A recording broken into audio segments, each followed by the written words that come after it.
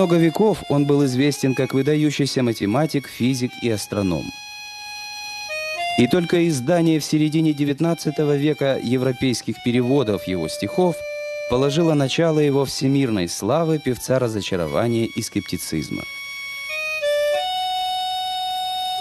«Тесна мне бытия печальная темница, о, если б дверь найти, что к вечности ведет», писал великий персидский поэт Омар Хайям.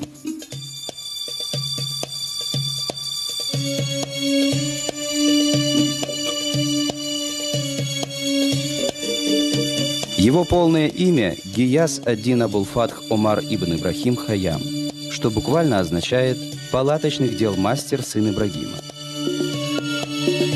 Установить дату его рождения 18 мая 1048 года помог гороскоп, записанный лично знавшим его историком Абул-Хасаном Ал-Байхаки.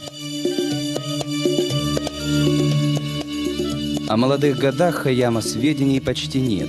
Скорее всего, он родился в Нишапуре, крупном городе на востоке Ирана, лежавшем на пересечении караванных путей и славившемся своими библиотеками и школами медресе.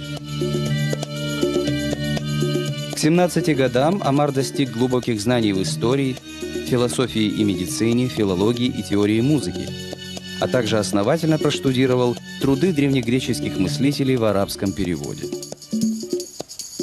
Первый математический трактат Омар написал еще во время учебы. Помимо прочего, в нем содержалась формула, которую сотни лет спустя назовут биномом Ньютона. В 26 лет Омар Хайям был приглашен в Исфахан к могущественному правителю державы турок-сельджуков Малик-Шаху. Он входил в его ближайшую свиту и пользовался славой прорицателя-астролога.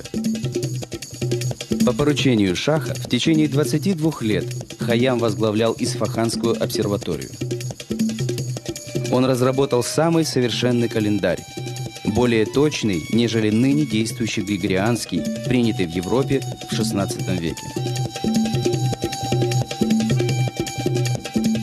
Однако главная заслуга Хайяма перед человечеством – его бессмертные рубаи. Этот самобытный жанр философской лирики родился из старых персидских песенных метров. В короткой стихотворной форме Хайяма спрессована глубокая мысль и мощная художественная энергия. Некоторые исследователи полагают, что, подобно античным стихам, рубаи пелись одно за другим, и поэтические образы и идеи получали развитие от куплета к куплету, нередко контрастируя между собой и образуя парадоксы.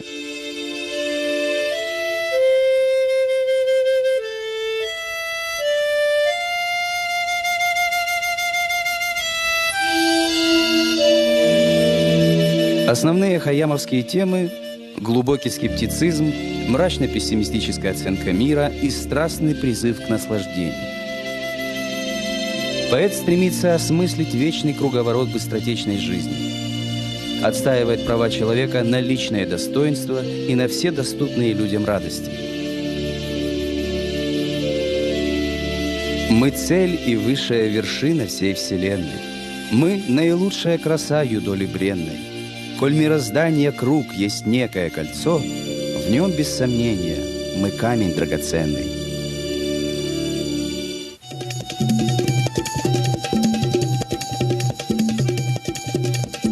Некоторые исследователи анализируют творчество Хайяма с позиции суфизма, мистического течения в исламе, приверженцем которого был и сам поэт.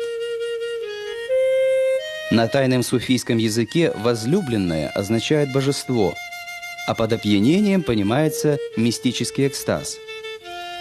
В таком прочтении рубаи превращаются в многоплановый теологический трактат.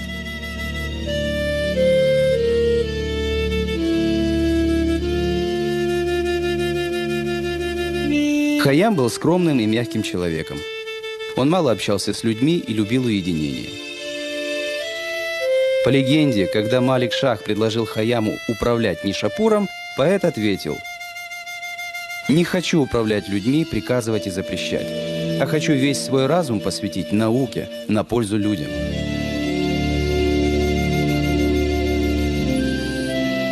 В последние годы жизни к известности Хайяма как математика и астронома прибавилась крамольная слава вольнодумца. Его философские взгляды вызывали злобное раздражение ревнителей ислама. Отношения с высшим духовенством настолько ухудшились, что уже немолодому Хайяму пришлось совершить паломничество в Мекку, откуда он вернулся совсем другим человеком.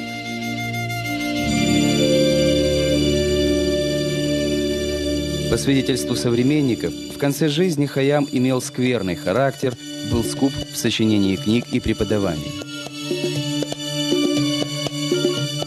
Многогранный ученый и свободомыслящий поэт Омар Хайям умер в родном Нишапуре в 1131 году в возрасте 83 лет. Благодарные потомки воздвигли ему мавзолей, который считается одним из самых красивых в арабском мире. Современник, оплакивая ушедшего в лучший мир Хайяма, писал: «Нигде во всем мире до обитаемых границ не бывало человека, подобного ему».